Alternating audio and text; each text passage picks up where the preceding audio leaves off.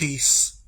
Once again, it is I, the Emma Energy Master Allah, and and so when I get ready to do these talks, do these videos, I don't always have something prepared ahead of time per se, so much as there'll be something that is kind of on my heart, like as I'm kind of playing watcher, if you will, just kind of like looking around, observing, particularly the prevailing conversations of the world. And so I really wanted to do this morning, talk about my bro, Darius J. Wright. So if you haven't been seeing his interviews and things on the internet, on YouTube and whatnot, if you haven't seen the videos that I did with my mother talking about, my own experiences having done his workshops and different things of that nature, then I suggest you go ahead, check those out. They're all over the place and things of that nature, so you can get caught up on what's going on with that. But I want to do a video that is unique in the sense of, given what my background is, given what my, I guess you could say, expertise is. I don't even know if that's the proper word right here. But so one thing that I do have extensive training in is observing context, if you will. Like so there is the thing, and then there is the context around it. And so to build up to that as it relates to Darius, I want to give you an example, a couple of examples, just to kind of once again shape context for you. Okay, so if you are part of my generation, and you're from my community, you remember exactly where you were when Tupac and Biggie died. So you know the context of this rivalry, what happened with the music and different things like this. And as a result, you had this East Coast, West Coast rivalry that claimed a lot of lives out there. Now, if you also are kind of not even necessarily on the inside of it, like I think it's public knowledge enough now that you understand that, the context was that Pac and Biggie, they were good friends, and there were external forces that intervened such that these two basically ended up in like a rap beef. Now, certain events occurred that had Tupac under the impression that an attack was perpetrated against him on Biggie's behalf and things of this nature. This is not things that were confirmed or that was said by one or the other. It was just things that external forces kind of stoked. In addition, the media, particularly, I believe it was Vibe magazine in particular, kind of created this concept of an East Coast, West Coast rivalry that was going on. Okay, and so as a result, no worry, if you're one of those people that can't really put things together, don't worry, I'm gonna bring it back around. You'll see why this has anything to do with Darius in a minute. Hold your horses. Anyways, so the media, they basically created this whole concept of an East Coast, West Coast rivalry that did not necessarily exist.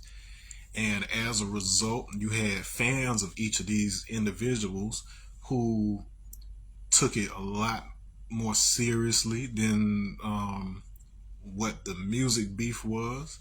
And a lot of people from either side got killed. They were killing each other over this, right? So so I say that to just give you an idea of the difference between what a person is presenting themselves and who they are themselves versus what is created around them. To give a second very important example, I'm doing this on a Sunday, so I know a lot of y'all are in like church mode and stuff like this.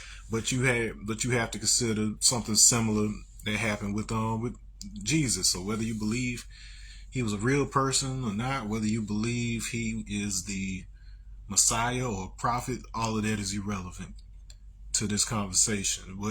But what we do have is a story about a man who did certain things, taught certain things, and then you, as the individual, 2,000 some odd years later, have to hear about this through people who were either supposedly around him or people who had never even met him. And in fact, the vast majority of how the church doctrine operates and most of your beliefs around Christianity are largely centered in things that were presented by Paul after Jesus had already died. So he didn't personally walk with Jesus, and he said that Jesus came to him after the transfiguration.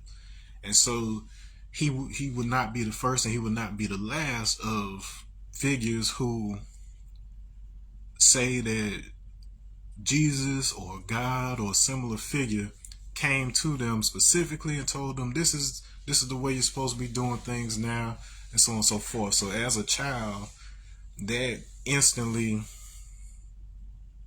rubbed me kind of, yeah, like, so by the time I was 11, I had this moment where I was like, okay, well, I noticed that this preacher up here, they keep on talking about only these very limited number of sections in the book, and there's all this other stuff here. I doubt they would put this other stuff arbitrarily. And then I got curious. I said, okay, well, I know what you're saying, but what did Jesus say himself? So if you know anything about the New Testament versions of it, typically things that were said by Jesus are usually written in red ink. So everything else is in black, and then the red sections are typically things that are considered to have come directly from him. So I was like, okay, well, if you're supposed to be a Christian following Jesus's teachings, then really the only stuff you really need to be focused on is the red stuff. That was me as a kid.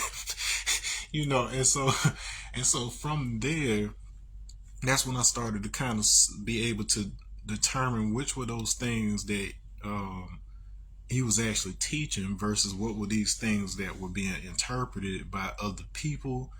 And so a choice has to be made. And then even in me saying that right now to you, if that's your walk, where you're following, you have to go through that same process. All right, so let's bring the conversation back to my man Darius. So what triggered this conversation in the first place is that so there was an interview that released very recently with him. It's a cat named Aryan, Aaryan, if I recall correctly, and pretty good interview. He touches on things he has touched in other interviews, but there was a couple of nice things that jumped out within that conversation, including the dependence on external things. And this came up in the context of the interviewer was asking a question about drug use, basically comparing the experiences of people who have had sort of out of body states using drugs versus what Darius is talking about. And so this gave Darius a very important opportunity to distinguish between what he's talking about happening with our natural state and our natural ability to do things versus what happens when you have one of these drug experiences and the way that it distorts what's happening. So one little bit of context I want to insert right there is that in order for any external substance like a drug or anything like that to be able to have an effect, take an effect in the body, it has to at least resemble something that your body already naturally does and already naturally produces. And so your brain, like for instance, let's talk about like cannabis or weed, right? So your brain already has receptors for that particular type of compound, not with the intention of you necessarily needing to get that substance from something else, but it's telling you that your body, under the right conditions, already produces that thing. And then those are the receptors that your brain uses to interact with those neurotransmitter biochemicals, right? And so through my experience with the yogic practices, that's a large component of in particular what like Sadhguru teaches, because these practices are designed for you to make your body a natural factory for the things that are good for you, and so you no longer have to depend on external substances in order to be able to reach like these blissful states and different things like this. Okay, and so but that doesn't just stop right there with dependence on something like a drug. And what I always tend to do after, listening to those interviews is, of course, I check it against my own experiences, both with and without the methods that Darius himself has presented.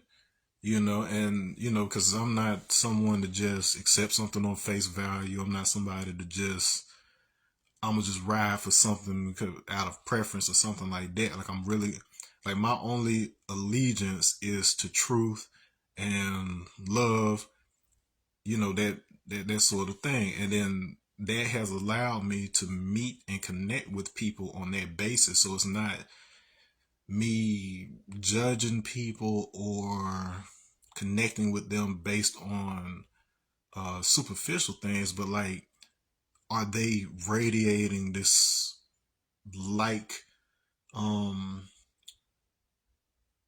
love and like it when you're within it, when you're generating it, and when you're in the presence of it, like you know it. And so I'll go ahead and say, like, every experience that I've had with regards to Darius thus far, it's that, like, I had my first, what I'll call the pop, back in 2013, really. So that was that time where it's like, that was the first time I had a type of experience, not necessarily out of body in the sense that Darius is talking about right now, but at least some type of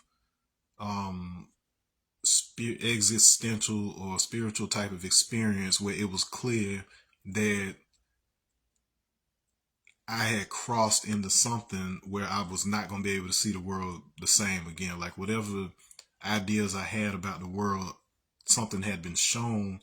Like, I had become aware of something that was clearly something I hadn't seen in this life before that, and can't see the world differently. And so, it just like people riding bikes, you can tell people what it's like to ride a bike all day, but until you've actually gotten on the bike and experienced it to itself, words are almost useless.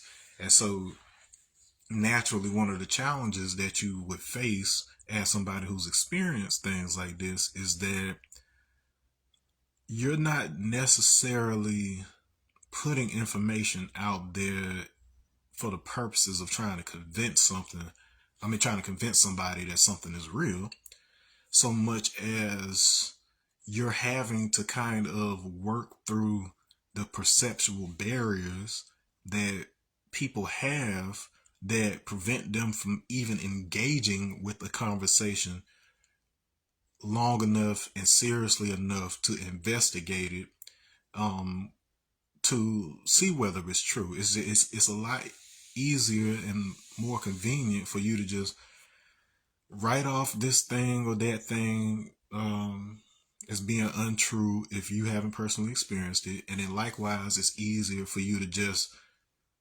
accept something on blind faith if there's enough agreement around you. So if there's enough people around you agreeing as well, then it's a lot easier to just kind of go with the go with the herd, so that's a personal choice that you as the individual make as to whether it's even worth going through what's necessary in order to not only find truth but be able to walk in that truth. Okay, so this is a personal choice that we all must go through.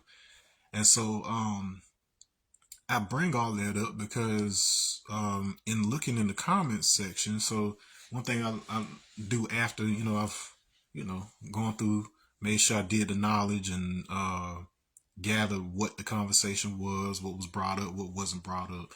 Then I'll always go in the comments section because it kind of gives you an idea of how this information, getting the opportunity for you to compare the way that this information occurs to you versus how it's occurring to the audience that is receiving this information. And so you can tell, like, from person to person, you can tell whether this is a person who hasn't had this experience and then is just kind of intrigued or curious about it. You can kind of tell which people they get it, and they're starting to have their own experiences and are kind of growing a sort of independence and are being able to talk about these things without necessarily having to echo or copy what somebody else said. And then you have a lot of people, and this is the major concern I have as far as this video is concerned, which is you have people who, for whatever reason, it doesn't matter what the reason is, they not only believe what Darius is saying, but we have a tendency, and this is as somebody, like, not even just as it relates to him, not even just as it relates to like the spiritual field. This is in addition me as somebody who has been involved with like entertainment and the music industry and has been around celebrities like to the point where they're just like regular old people as far as I'm concerned. What you'll find is you have these people who are so they become kind of obsessed and almost cult like in their in the way that they feel about a particular figure or particular type of information that is largely rooted in a sense of otherness. So we've got this thing as human beings, and this is actually part of my training. One of those things that was made aware to me is this concept of, and how prevalent this concept is, where you have people who, in order to be right, they have to make somebody wrong, whether they realize that's what they're doing or not. They their ability to be correct and ability to be right relies on them making somebody else wrong. Now, this is distinctly different from you simply presenting information that resonates and it's self-proving in a way that it's real, and then it automatically kind of negates the validity of things that don't align with that correctness. So there's a difference between you being like, I'm right, you're wrong, versus you simply presenting something, not saying I'm right, not saying I'm wrong, but not having to say it, because what you're presenting is naturally dispelling a lot of the opinions and the other stuff that is out there, the noise that's out there. So once you hear the real sound, you know the difference between that and the noise. So this is a key difference. And so the vast majority, like if you look at things like religion, if you look at politics, if you look at the disagreements of the world, it is I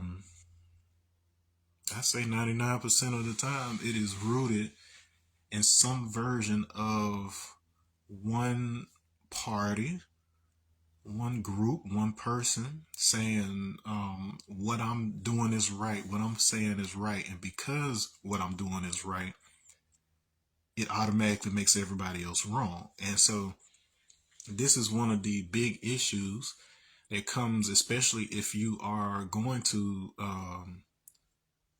subscribe to a Christian paradigm. And you know, I just had my description of how, even as a child, it made sense to me. Like, wait a minute, let me just see what Jesus said directly himself, in case other people's interpretations aren't exactly what he meant. Let me see how it resonates with me, right? And so, if you are one of these who were indoctrinated into something, if you were taught something, if you were a child and somebody kind of made you believe something under the premise of, if you don't believe it or if you say anything to the contrary, you're going to get a whooping, you're going to get in trouble, then that drastically kind of limits, not kind of, it does limit what you're willing to allow yourself to grow into with regards to what you're supposed to be growing into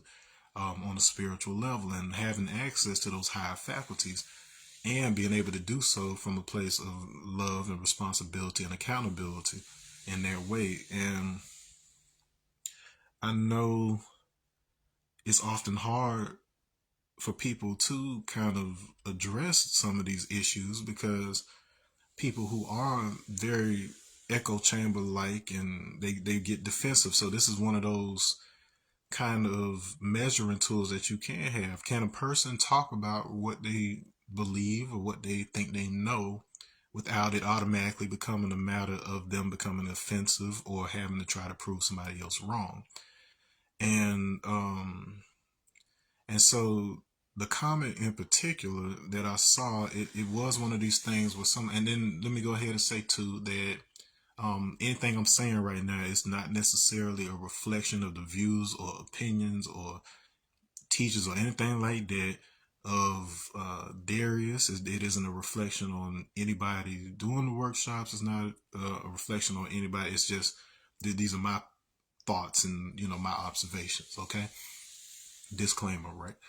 So, but anyway, so this particular individual makes a statement saying that, like, nowadays all they listen to is Darius. Like, you know, he's the truth. All this other stuff is noise and things of that nature. And I am 100% certain, like, there was nothing about that statement. Like, it's more to it than that, but there was nothing about the statement that leads me to believe that this person had anything other than good intent. Like, they're probably well intended, but like I always say, the road to hell is often paved with good intentions. And the only reason it kind of didn't sit well with me, because it wasn't the first time I've seen this or heard this, not just with Darius, but with a number of people, the followings for people, especially in the social media era, where that falls into that category of, oh, this is the only thing you should be listening to. This is the only truth. Everything else, I cut it out. Well, when you do find, so I will say that of the people who are out there right now,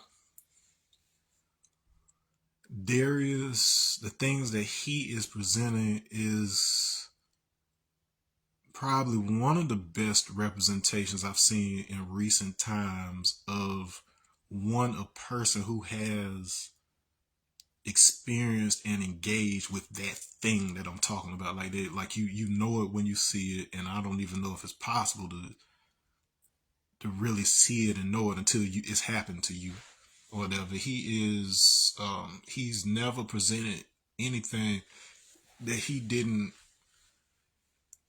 authentically believe as a result of his own experience with things. And he is very good at allowing you to understand how he came to experience those things so that you could experience it yourself too. It's like, yeah, like I see how you wouldn't know something. I see how you wouldn't understand something if you haven't engage with it in this particular way. So this is why I'm teaching you the way that I got there, so you can make your own assessment.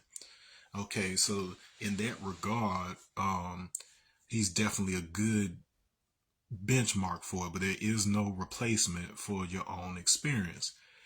And so when you have something like that, even whatever it is that you believe is true right now, whatever is your central thing that is what your whole truth, your whole perception of reality revolves around, you have a responsibility not to just sit with that thing and in that thing and isolate it from everything else, but you have a responsibility to test that thing against other things, like see whether it stands up to other ideas, because if it's true, you don't really have to defend it, it defends itself. On top of that, if you, just like Darius always says, it's like you can't experience or express unconditional love having judgments. To put other language around it, it extends into preference.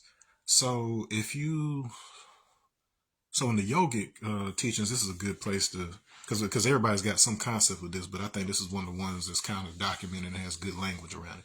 But you got this concept of the Anandamaya kosha. So you've got these different levels of bodies, if you will, different layers to the body and soul experience and your existential experience. And so one of these, that once you kind of getting past the more gross stages, like your physical body and stuff like this, once you accelerate, you've got this concept of a bliss body, a joy or bliss body. And so this is just one of those states that you hear people talk about. They get into just this euphoric, like nirvana, but then the yogis, they know that this is not the final state.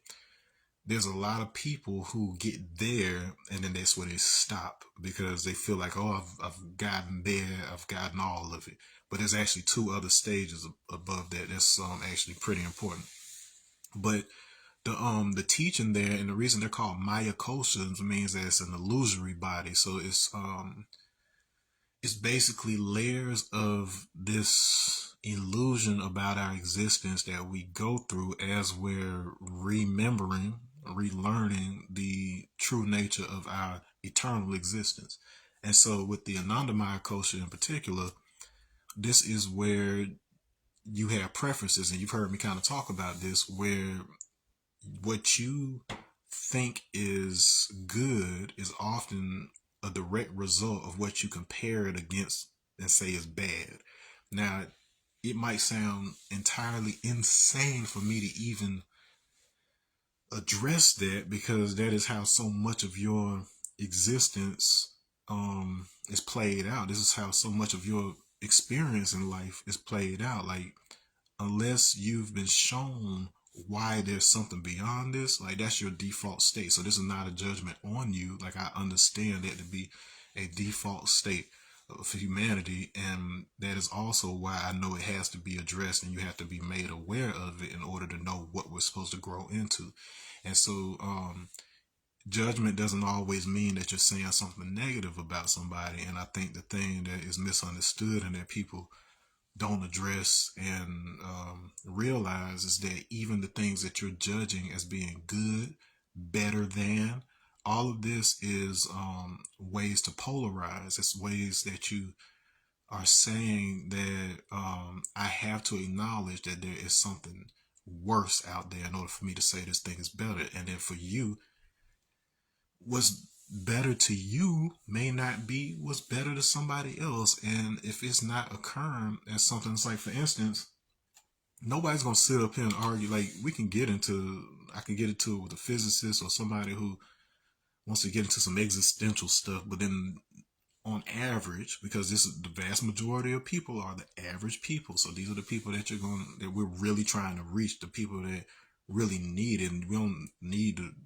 preach to the choir on this, but there aren't many people that are going to argue with me that they're not seeing a water bottle in my hand. It says water on it. You can get into semantics about the quality of the water, whatever you want to, but the average person is not going to argue with me about the fact that I'm holding a bottle of water in my hand. So within this, we have something in me and another person, regardless of what our religion is, regardless of what our political affiliations are. This is something we can agree on, right? But the average person isn't looking for those things that we can both agree upon. They're looking for something they can be right about. And there is a motivation in a society like this one, like in America, where it's a capitalist society. There is a motivation where your rightness over somebody else's basically presents a type of reward in the form of financial compensation. And so you are trained to try to be better than somebody else. You're trained to try to be richer than somebody else. And that is being influenced within a framework where there are limitations that may keep you from being able to be better than somebody else in that regard, based on the standard that has been set by the system that you are in. So that means that what is quote unquote better isn't necessarily objectively better as far as the universe is concerned. It just means that you are operating within a framework that has been created by people just like you and me, who were in positions of authority, who said, okay, we're going to say this thing is good and this thing is not. And once again, if you're from the culture I'm from, then you know that hasn't always worked out great for people like you and me. You know, that having somebody in a position to say that you're bad simply because you have a different skin color, you know, that doesn't work out very well. And so it may not feel like you're doing the same thing, but from a universal higher awareness standpoint of the underlying forces that are manifest as these various things, you realize that any having preference at all is right there along the lines of judgment. And so even though your English version of the Bible, which isn't the original language that it was inscribed in, even though it may translate using the word judgment in certain places, what we're really talking about extends to preference, and even whether it be good or bad. So judge not lest you also be judged. Will prefer not lest you also be preferred. And so this is what happens with the fan community. Peace. I see my dog Chris. Thanks for tuning in again. When you have a community that is built around celebrity, and you know, and it's funny, like even before engaging with like what Darius is doing, like long before, what really had me really looking at and examining what celebrity is from Andy Warhol. Like back in the day when he was the artist, and he spoke about how in the future everybody would have their 15 minutes of fame, and just like this, because you have to understand like what celebrity is now, that wasn't a phenomenon once upon a time. Like you had people who were popular for one reason or another, but like you look at today where you have people like the Kardashians who are famous for being famous. Like they didn't necessarily do anything that mattered to you or me, like passing some bill or saving somebody's life or nothing. Like they were literally famous for being famous, you know. And so Andy Warhol was talking about this type of stuff in like the 60s, you know what I'm saying? And so it's a relatively new phenomenon in that way. And so celebrity is centered completely in preference. Like you will say, I will listen to this person, but I won't listen to that person. I want to receive content from this person versus a lot of, and I know it may sound like I'm stepping on the toes of people who make their money by, you know, presenting themselves as something that you should be paying attention to and not to somebody else. Like their livelihood depends on it. But once again, this is not a situation that they themselves created. It's just something that they have kind of been born into, and within which they have to try to operate, you know. So I'm not telling you not to get the good job. I'm not telling you not to excel at what you're doing. I'm not telling you to, you know, not take care of your family or not feed yourself, all of that stuff that is right there for you right now. I don't want to discount that. But at the same time, if you're going to expand, if you're going to be able to tap into some of these higher faculties in a way that is actually of use, you have to be able to get to that state where you're not trying to make something other, but you're trying to see how we're all connected. And then the answer will always come back to love. But then, of course, you have to get through the layers of the definition of love that you have acquired as a result of your experience within this kind of framework. It is not reflective of unconditional love in that regard. Okay, and so when you identify something that you're using as your measure of truth, so anything that you are standing on right now, simply look at it as the tool you're using at present in order to be your measure of reality, your measure of truth.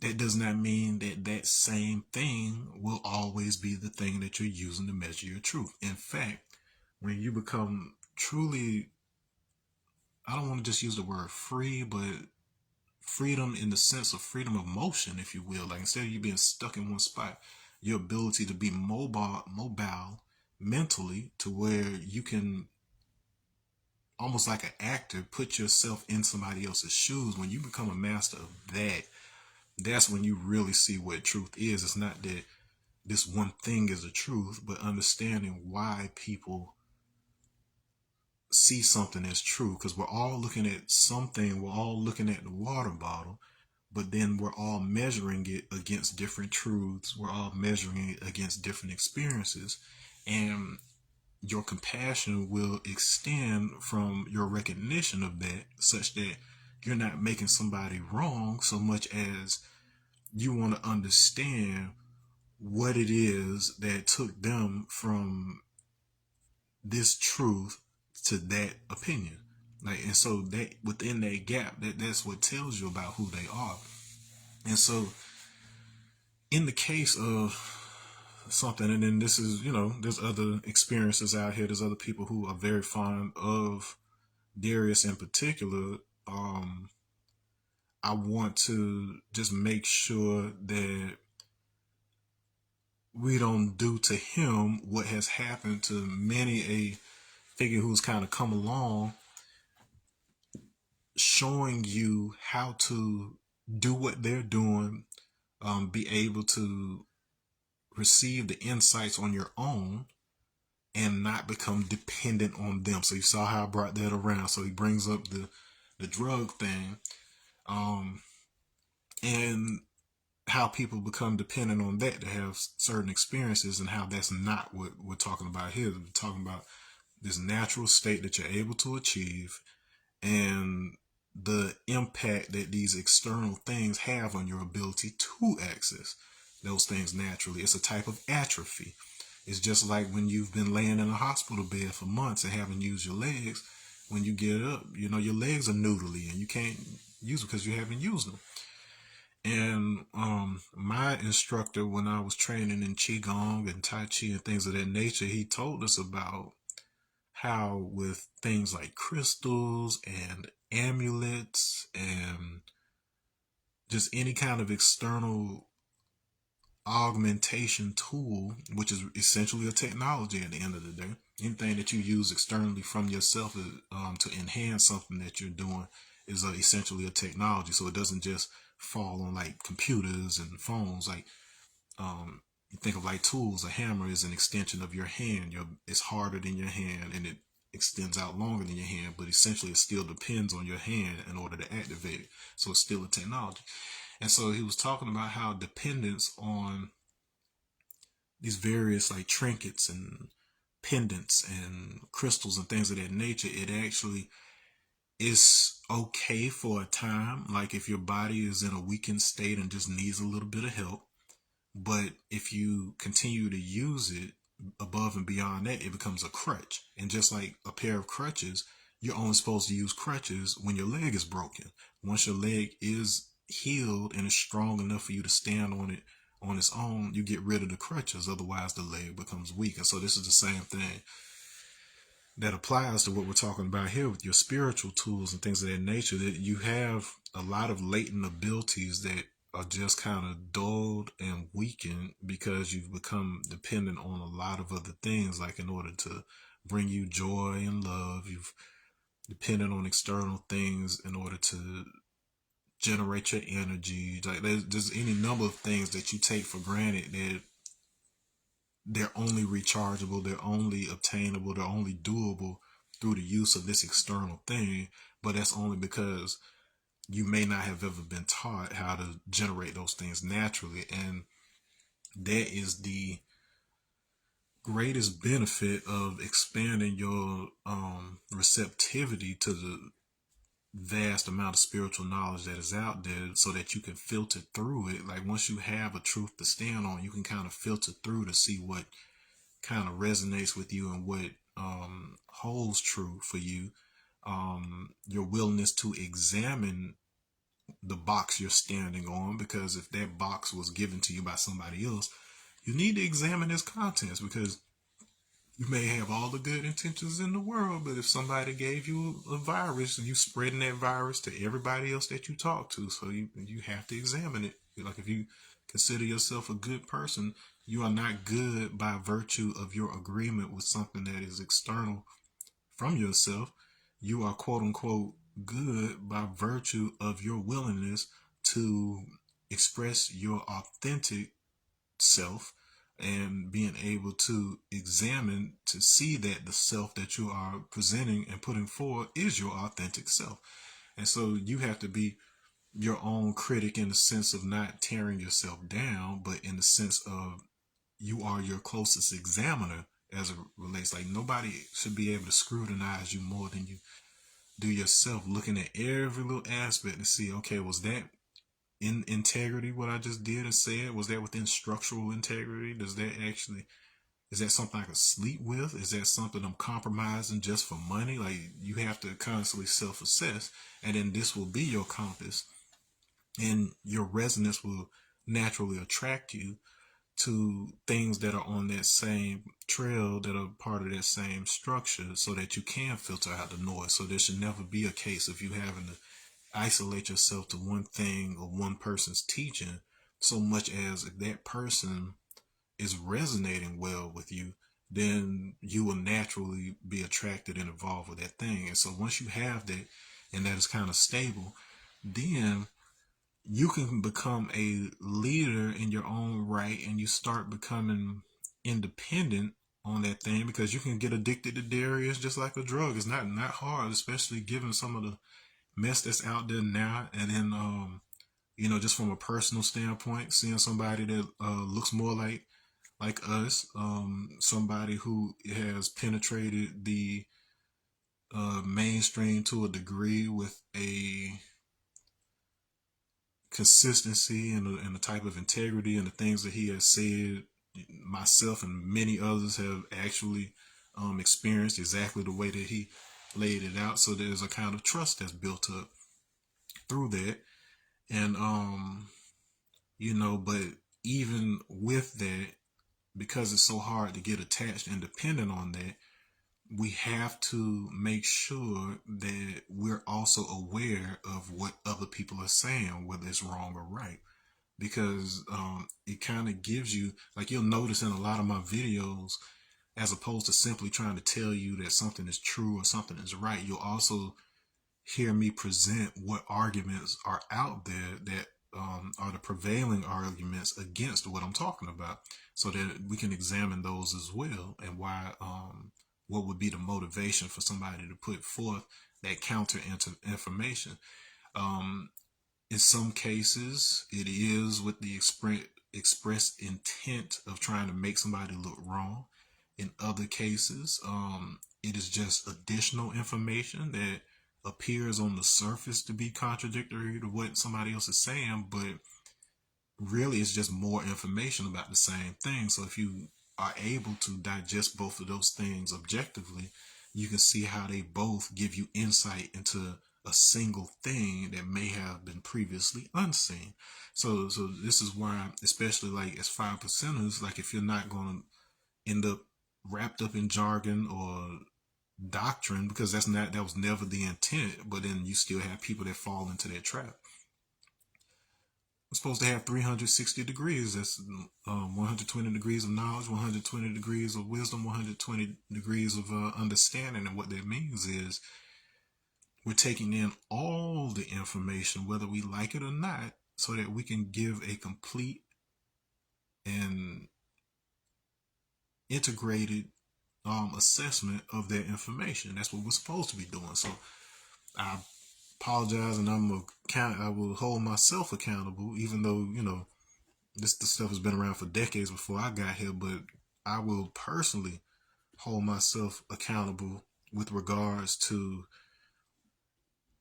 what the as 5%ers, what we could be for the world. If you're going to make the claim that the black man is God, that's big shoes to fit in, and you do have a responsibility not to just try to get somebody to believe things the way that you say it, or whatever it is, but to actually give them the tools to see it for themselves.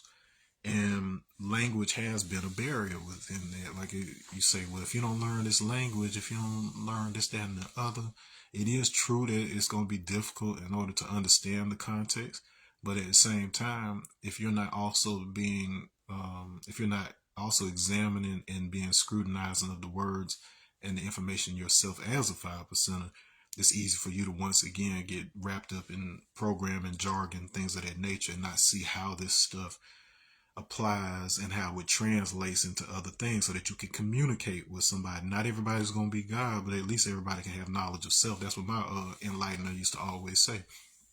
And so I don't care what color it is you are, I don't care where you come from, like, you are able to engage with these conversations in a critical way, in a non-attached way, to be able to examine to see what would be of use to you. And as a person presenting it, you should be able to present it in a way where anybody can find some value in it and be able to apply it instantly. Okay, or some things may require a little bit of work, like you may have to bench press a little bit before you can lift something, and that's completely a metaphor with regards to your mental exercise. But at least you have a pathway to be able to reach that, and you can decide for yourself whether you are willing to go through the work in order to do so. And so I just wanted to kind of do that. Like, I'm pretty sure there's already a lot of things being said, and then once again, let me make it very clear. I got no reason to just agree or go along with Darius, or I'm not on some kind of payroll. Like, I, self, Lord, am Master. Nobody tells me who I'm going to be, what I talk about, what I want to do. I'm not contracted to anybody. And then that actually took a lot of work or whatever to get to that place, so that I'm able to present things to you from an authentic place, as opposed to having to be externally motivated. And all that said, he's definitely one of those brothers I'm watching closely and listening to closely, because he's doing something very important, and I know what can happen as a result of people building preferences around him, whether it be for or it be against him. In either case, it's easier to kind of identify and address those who are against. But each time we have a messenger come along with something, and then this isn't something that's like one person's more special than another, because all of us have this capability to be a vessel, because the truth is embedded within every single one of our souls. And it's just a matter of, have you gone through processes necessary in order for you to recall that memory into this life. So it's something that everybody's capable of. And so the people who are the messengers who come forward are just those people who happen to have, by whatever means, learn to access that and stay plugged into that. And so we probably for the first time in our known human history have the opportunity to stop in the present, not in retrospect, and say, okay, well, we have these messengers, and how do we, I don't want to use the word protect so much as how do we evolve ourselves to where we're not constantly putting people up on a cross? And that can be taken two ways. That could be looked at in the sense of somebody saying something and the opposition attacking that person and literally getting to the point where they persecute or execute that person. So you can take it in that literal sense, but also this idea of putting people on a pedestal with the intent of placing them above everybody else, such that we don't look at them as the example, but rather as the exception. Peace. I see you, Rashid. Yeah, so we have to be careful about this type of Messiah syndrome, because that's just how we've been trained. That's just how we've always been taught things, where there will be this exceptional individual that whose potential we will never be able to reach, and so we instead bow down to these people, and we will kill others over these people, as opposed to listening to what they're teaching, such that we can each become an example of that, such that that person, if something ever happens to them, you're still here. And if you've only got like 3 or 4 people like that, it's easy to kill off 3 or 4 people and those teachings never be heard again. But if you've got millions, billions of people who are having their own awakening, who are able to um, individually be able to present something that is reflective of the same truth that everybody else is, you can never kill off everybody. They can try, but no, no, no, no. Because when you are in tune with it in that way, that's when you start to tap into your eternal essence and those eternal aspects of yourself, and then you start to understand why these things continually show up again and again from generation to generation. And so on that note, I'm not gonna go much longer on that. That was just something that was on my heart this morning. If you didn't see the whole thing, make sure you go back, get that background. If there's any topics I brought up in this particular video that you're unfamiliar with, make sure you go, you subscribe on my YouTube channel and go through those, because I give a lot of foundational information and background and things of that nature. And yeah, and just check my man's out. Without judgment, for the better or for the worse. Just hear him out, and then I will continue from my own experiences to present it. Because like I think I mentioned in the last video, one thing I will be engaging with, now that I have a pretty good structure, a pretty good understanding of the flow of how this constructed universe of ours works, I'm going to be doing a great deal of training that involves making sure my health is on point, making sure my sleep cycles, eating cycles, just different things of that nature are coordinated in such a way to where I can explore the out of body state in a kind of scientific kind of way, like actually engage with it, see what information I can gather, compare notes between, what's available out here, and how I can give you access to seeing how those things have manifested in this physical world, such that it at least lowers your resistance to learning the techniques necessary for you to use those out of body states yourself, to see what's happening, what our true essence is, see what the truth is of the other side before death. Because like if you just let it happen good old fashioned way, you just die, and you die with the same belief systems and structures that you have now, that's going to largely dictate what happens when you do get to the other side. And there's a good chance that because of your attraction and attachment to those things, you will be pulled back here, and without full memory of that. Like you're going to have to go through that whole process of remembering again and putting the pieces back together. And so this is what we're trying to avoid. It's not that somebody has you trapped here or that you're in a cage, but you have the ability to trap yourself just like you got the ability to free yourself. And so if you don't know what's weighing you down and pulling you back and magnetizing you back to similar results, a similar reality, then you will inevitably continue to do that. And so that's a large part of my understanding of this work, is just simply to give you the tools to not only free yourself, but become somebody in the flesh who is able to bring back information to other people who are still growing, and then being able to demonstrate that type of love and compassion that's necessary in order to be able to do that effectively. Because if you're trying to beat something over somebody's head, the likelihood of them actually being able to absorb that and use it in a way that is truthful and authentic to them is drastically lowered. That's not what we want to happen. We don't want to cut the butterfly out of the cocoon.